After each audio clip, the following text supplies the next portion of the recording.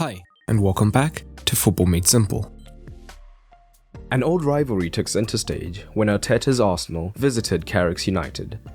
Both sides are still in a decent position to make the top 4, so 3 points either way could have been crucial. In the end, the game finished 3-2 to United thanks to goals by Ronaldo and Fernandes, while Smith Rowe and Odegaard scored for the Gunners. The XG was fairly close, with both teams being clinical, but United got a deserved win in the end. The XG time app shows that United came on strong in the second half. But what tactics did each manager use? Let's take a look. A quick reminder of the formations employed by both managers, with Arsenal in a 4-4-1-1 and United in a 4-2-3-1 as you can see on the OneFootball app. Guys, OneFootball is sponsoring today's video yet again, and I have genuinely been using the app for years, and it is comfortably the best free football app you can get. And you can get it for free right now through the link in the description below. You'll get formations like this, stats, news, and more customized for your favorite teams and players. But let's begin with United in possession. United for the most part looked to play out short. However, Arsenal were looking to press high, with Odegaard forming a 4-4-2 alongside Aubameyang, and the entire team being ready to press.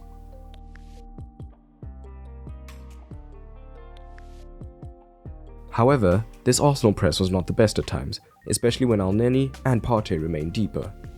Once the ball became active, the Arsenal forwards looked to press, often pressing the centre-backs rather than strategically cutting off the middleman, so De Gea as the central man could often receive and find the pivot, allowing United to play out.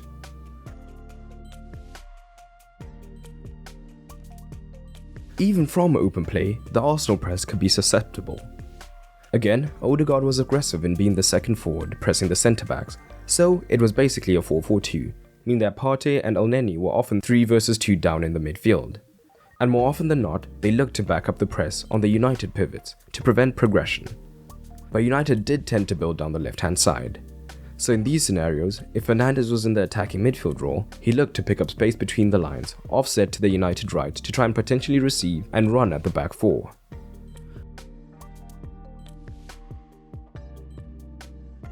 But generally, United's centre-backs were not able to break multiple lines of pressure to get the ball into him. In addition, Smith Rowe was fairly tactically aware in these scenarios, often tucking in and deeper to look after Fernandes.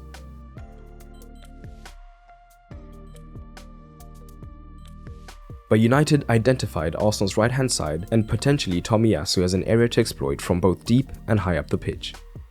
The 3 behind Ronaldo had plenty of fluidity, with Fernandes willing to move to the right to allow Rashford and Sancho to operate closer when needed. But from deep, when Tejas received, we would often see Sancho drop deep facing the ball and Tomiyasu would be drawn into following his man touch tight, and naturally this left a gaping hole in the defence. And this space was often attacked by Tejas with a third man run. Or Ronaldo could pull out to the left.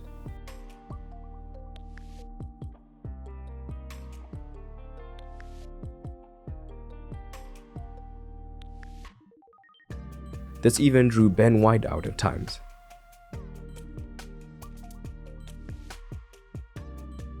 And higher up, United continually looked dangerous in similar ways. This could be in direct ways, with Sancho receiving and looking to turn and take his man on in 1 versus 1 situations, although Tomiyasu was often able to prevent this. So United looked to overload Tomiyasu instead, with different personnel. As when Fernandes was more off the right, we saw Rashford and Sancho often in close proximity down the left to create a potential 3 versus 2.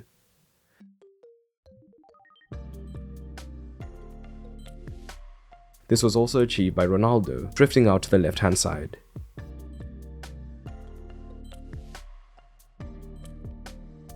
But dynamically attacking this space brought the most success. As discussed, this could be through Tejas' overlapping runs when he got away from Smith Rowe, which led to many dangerous situations.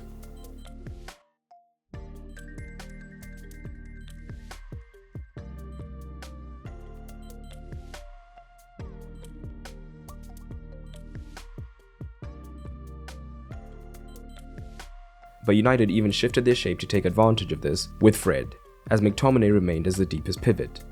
This meant if Arsenal defended strongly in a 2 versus 2 down the right, Fred could get into good positions using his dynamism.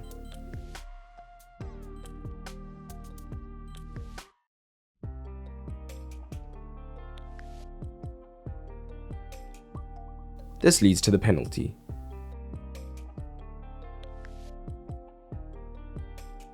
But we also see these trends in other situations. For the first goal, Arsenal are in a decent position to deal with the wide threat, but Fred from his freer position spots the opportunity to make the run, and he is in the perfect position to cut the ball back to Fernandes, who had drifted right. Now, let's look at Arsenal. When building from the goal kick, they dropped their centre-backs deep, and United were also high pressing. Rashford came in from the right wing, so he and Ronaldo were ready to press the centre-backs. This left Tavares with too much space, so Diego Dalot tended to push up into this halfway position to try and cover Tavares, but also not leave too much space out wide.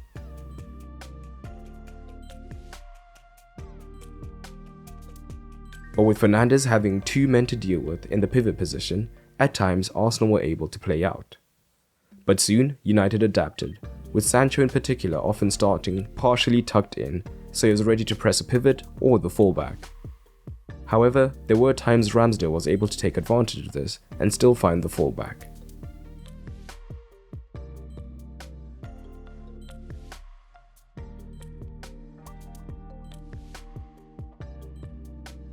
But Arsenal's shape high up was intriguing, as it allowed them to try and take advantage of all their players' best strengths.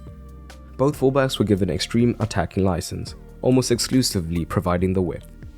This was aided by Partey and Elneny, who both looked to sit deep, meaning they could cover the wide areas on the transition easily. The high wingers allowed Martinelli and Smith Rowe into their preferred position, as time and again we saw Smith Rowe move into a free 8 position alongside Odegaard, whilst Martinelli looked to become a second forward alongside Aubameyang, so the technical midfielders could look to combine in these central zones.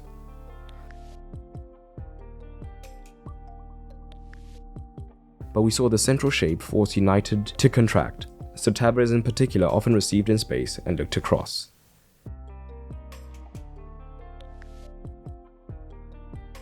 Overall, this match had plenty of interesting tactical trends, and United just about deserved the win. Sunday will give us a better indicator of how much influence Ranić had on the style of play today, but drop what you made of the match down in the comments below.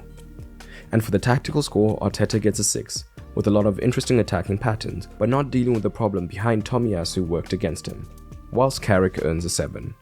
And if you enjoyed this video, you may also enjoy the FMS Patreon. On Patreon, you'll get early access to videos, exclusive videos, as well as the ability to vote on various polls, and so much more. It's a great way to support the channel, and it is now cheaper than ever. All you have to do is head over to patreon.com/footballmadesimple, or press the card in the top right or the end card at the end of this video. And a special thanks to my patrons including Haloma, Efren Perez Pliego, and Whale. But that's all for today, and remember, keep it simple.